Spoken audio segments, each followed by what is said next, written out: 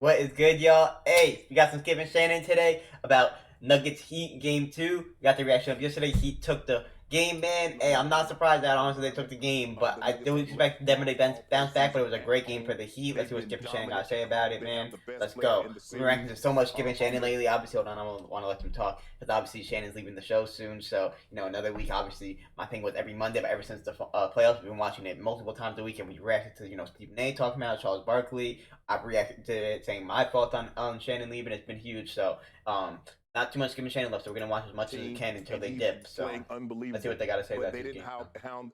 hang their heads, and they found a way to keep fighting and stayed in the ball game. Gabe Vincent was huge, 23 points on 8 of 12 shooting. Crazy. He was 4 of 6 from the 3-point line.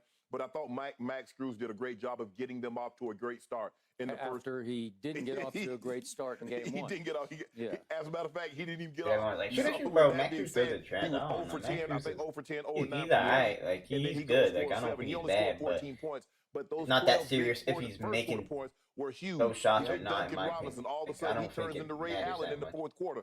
He had 10 big points in a matter of like 3 minutes, and he started feeling himself because as they ran him off the 3-point line, he started attacking the basket, something we don't normally see from Duncan Robinson, but we've seen it a little bit lately. Bam was Bam. And the question is, but when you have you had 3 guys score, give you at least 20. And what the Heat did, he said, well, they let Yoke score. No, you didn't. Yoke took it upon himself to go get 40 because he saw his teammates struggling shooting the basketball, and he saw it slipping away from him. So now all of a sudden he's not looking to pass the ball because he doesn't trust his guys. Michael Porter Jr. is going to have to give him something, Skip. KCP is going to have to give him something.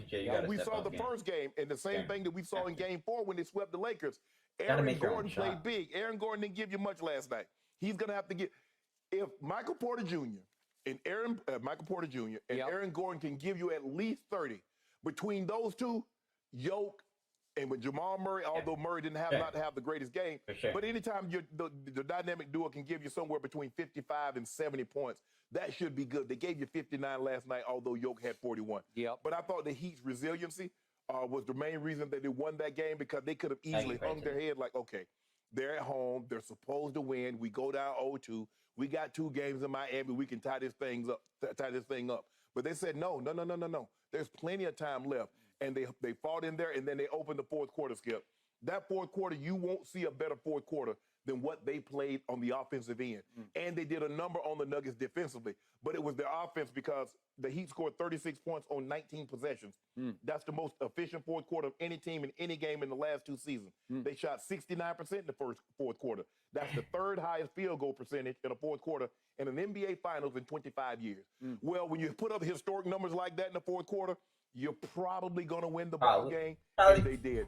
We got a series now. Wow. Got a series, man. Okay. I said Nuggets in 6. I'm sticking with it. Just said. I'll go even harder. I think the Nuggets can win on 1. Your man Joker scored 28 in the second half last night. He was extraordinary on the offensive end. His teammates were not extraordinary for the most part because he had only 4 assists. Right. So we'll get deeper into this a little later in the show, but is that the magic formula?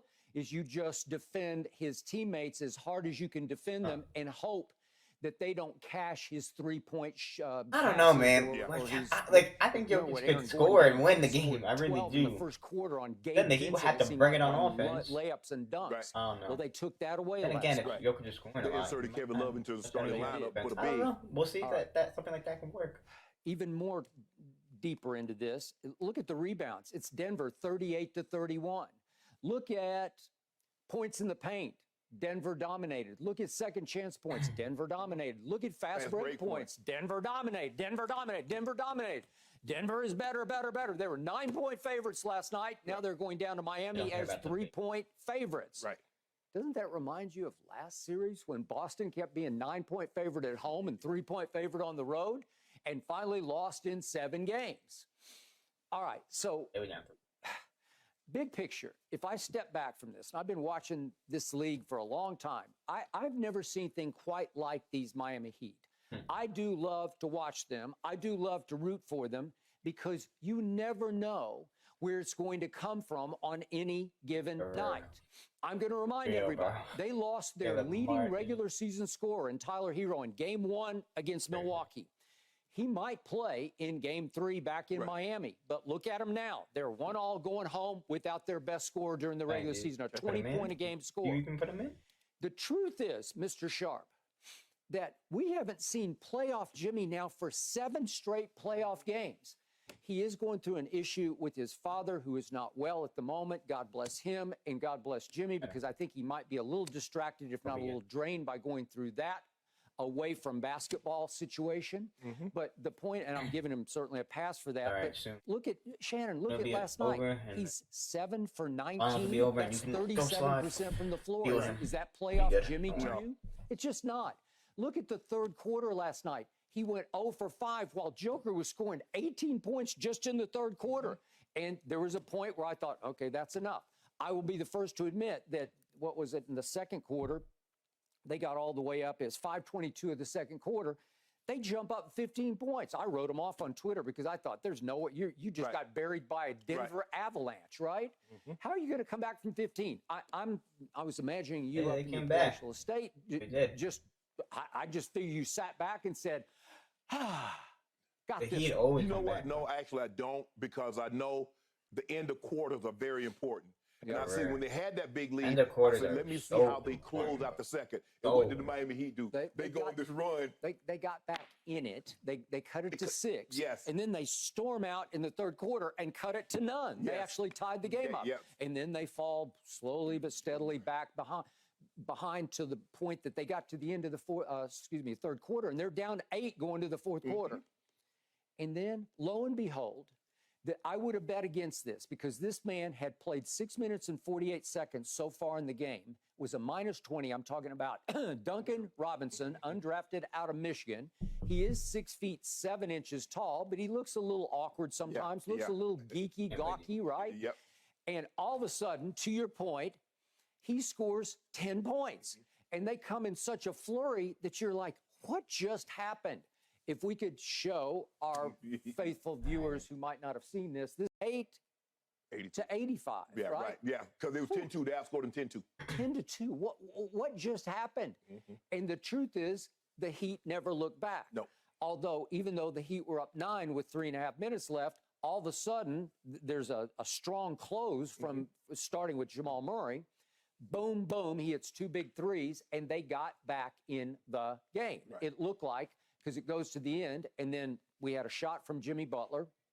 It was a force-up that missed, and if we could see the last sequence here, Jamal Murray got a pretty good look. I thought, and I figured he would make this. I figured we were looking at overtime, because he just usually makes these. Okay, so I thought, he made the 2 before that got him back in it. I thought that he was going to make that. It looked good. It was almost good. It was a good shot. Couldn't have got really a better shot. Defended it very well. And did you think he was going to make it? Yeah, because I've seen him make that. I thought he was going to make it. I mean, in this playoff run here, we've seen him make that shot so many times, especially against the Lakers and against the Suns, Skip. We've seen him make that shot. So for him to hit that sidestep and it not go in, I was a little surprised that it didn't go in. It's like, it's not that, I thought that I was surprised that didn't go in. I expected it to go in. I just thought it was going to go down, like, because of how good Jamal Murray is and playing. Like, I thought he was going to make that shot, but I'm not blaming him for missing that shot. That's a tough shot. That's a tough one. Do the Heat live and die by the 3? Well, Eric Spoelstra says there's no way. We're not built that way. But the truth is, I now look at the whole playoff run of all the teams in the playoffs. Remember, Miami was the worst 3-point shooting team. They ranked 27th in the NBA during the regular season. They now have 6 of the top 11 3-point shooting games in this whole playoff run, featuring everybody. From start to finish, 6 of the top 11 3-point shooting games were by the Miami Heat, who shot 49% last night. Well, I got to tell you, when you shoot 49% on the road, you're going to have a pretty good chance. Right?